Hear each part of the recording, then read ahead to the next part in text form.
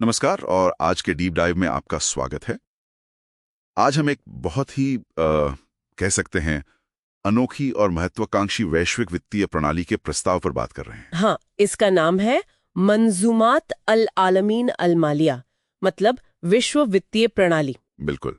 और जो बात इसे खास बनाती है वो है इसका इस्लामी सिद्धांतों और बिल्कुल लेटेस्ट टेक्नोलॉजी को मिलाने का दावा। सही कहा।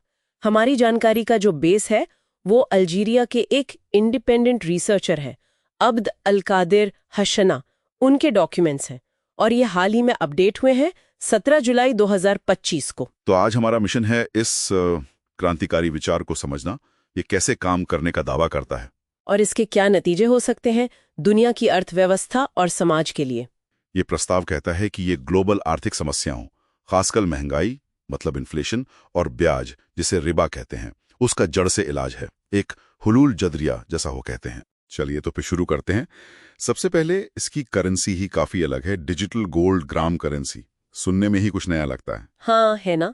ये सिस्टम एक डिजिटल करेंसी लाएगा जो 18 कैरेट सोने के दाम से जुड़ी होगी। मतलब जैसे सोना ऊपर नीचे होगा वैसे ही इसका मूल्य भी। अच्छा। और दावा ये है कि ये अपनी कीमत खुद संभालती है, अपना रिजर्व खुद बनाती है। और इससे क्या होगा? इन्फ्लेशन खत्म, 0% मुद्रास्फीति। 0 मुद्रास्फीति? यस। ये तो बहुत बड़ा दावा है। किसी भी मौजूदा सिस्टम के लिए तो ये लगभग नामुमकिन लगता है। पर अगर सोना खुद ही महंगा सस्ता होता है तो क्या ये इन्फ्लेशन खत्म हुई या बस उसका रूप बदल गया? देखिए, ये सवाल बिल्कुल जायज है। जो तर्क दिया गया है वो ये है कि अभी की जो फियाट करेंसी है उसका कोई ठोस आधार नहीं है ना। लेकिन ये करेंसी सीधे सोने से जुड़ी होगी। सोना एक लिमिटेड चीज है, उसकी अपनी एक वैल्यू है। और लेन देन का तरीका भी अनोखा है। इंटरनेट नहीं बल्कि मोबाइल सिम कार्ड से, जैसे थुराया जैसे सैटेलाइट फोन नेटवर्क होते हैं ना। ओह, सैटेलाइट फोन। हाँ, उसे ज्यादा सुरक्षित माना गया है। और उस बैलेंस से अब दुनिया में कहीं भी शॉपिंग करें, कॉल करें या इंटरनेट चलाएं, सब चलेगा। सोने वाली बात तो ठीक है, कुछ हद तक समझ आती है। लेकिन फिर ये एक और चीज लाए, डिजिटल टाइम करेंसी। ये तो और भी अजीब है, सोने से समय पर। हाँ, ये वाकई में फ्यूचरिस्टिक लगता है। प्रस्ताव ये है कि आगे चलकर इसी गोल्ड ग्राम करेंसी को टाइम करेंसी में बदल दिया जाएगा। पर कैसे? मतलब समय को कैसे करेंसी बनाएंगे? उसका एक फॉर्मूला दिया है। 85 ग्राम्स 18 कैरेट सोने का जो मूल्य है उसको हिजरी साल के घंटों से डिवाइड करेंगे। और हिजरी साल में घंटे भी एकीकृत चांद दिखने के आधार पर तय होंगे। मतलब साल में 348 दिन। ये सब इस्लामी कैलेंडर से जुड़ा है। समय को मुद्रा बनाना, इसका लॉजिक क्या है? और ये इन्फ्लेशन रोधी कैसे होगी? शायद इसके पीछे सोच ये है कि समय एक ऐसी चीज है जो सबके लिए बराबर है, लिमिटेड है। कोई सरकार या बैंक उसे छाप नहीं सकता, घटा बढ़ा नहीं सकता। और जब इस टाइम करेंसी से आप कॉल या इंटरनेट जैसी सर्विस लेंगे तो दस्तावेज कहता है कि वो करेंसी बर्न हो जाएगी, मतलब सर्कुलेशन से बाहर।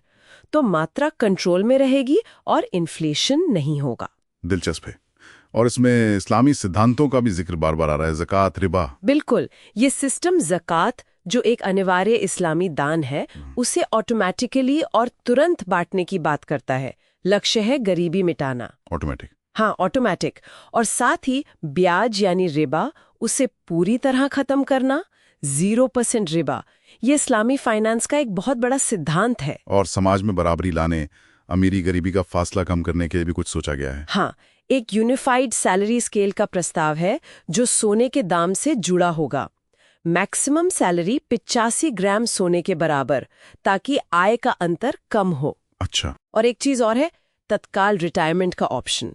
अगर किसी की साल भर की बचत ज़कात देने की जो मिनिमम लिमिट होती है, जिसे निसाब कहते हैं, उससे कम रह जाए तो वो रिटायर हो सकता है। ये तो बिल्कुल ही अलग है। अच्छा, वापस जरा आर्थिक दावों पर आते हैं। 0 टैक्स और 0 शुल्क, ये कैसे मुमकिन है? हाँ, ये दावा भी है कि हर तरह के tax, custom duty, bank transaction fees सब खत्म, 0% टैक्स।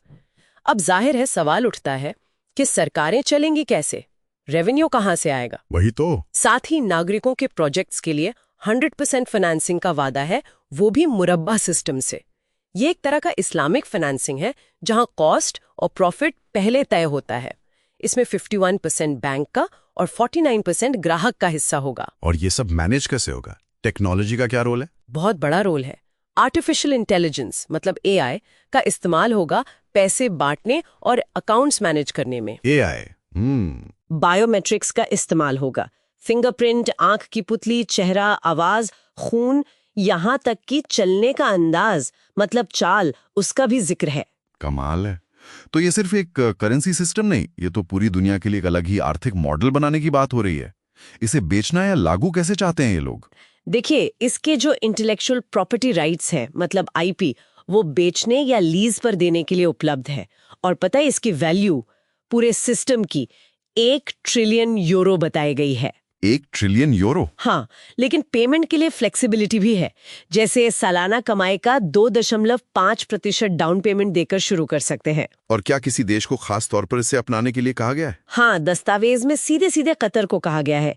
ये तर्क दिया गया है कि ये सिस्टम कतर के नेशनल विजन 2030 के लक्ष्यों से मिलता है और कतर इस नए ग्लोबल फाइनेंशियल सिस्टम की राजधानी बन सकता है। तो अगर हम इसे समेटें तो मंजूमत अल आलमीन अल मालिया एक ऐसा ग्लोबल सिस्टम का प्रस्ताव है जो सोने और समय पर आधारित डिजिटल करेंसी, ज़कात जैसे इस्लामिक सिद्धांतों और AI जैसी मॉडर्न तकनीक का इस्तेमाल करके जीरो इन्फ्लेशन, जीरो ब्याज और गरीबी खत्म करने का वादा करता है। बिल्कुल, ये मौजूदा बैंकिंग और आर्थिक सिस्टम को पूरी तरह से बदलने का एक बहुत ही रैडिकल विचार पेश करता है। सही। और यहीं पर सोचने वाली बात आती है हाँ, कि अगर कोई सिस्टम सच में करेंसी को समय जैसी चीज से जोड़ने की कोशिश करे और ब्याज और टैक्स जैसे पारंपरिक पिलर्स को हटा दे, तो असल दुनिया में इसे लागू करने में चुनौतियां क्या होंगी? और समाज पर, ग्लोबल ऑर्डर पर इसका असर कैसा पड़ेगा? क्या ये मुमकिन भी है? ये सवाल वाकई हमें सोचने पर मजबूर करते हैं।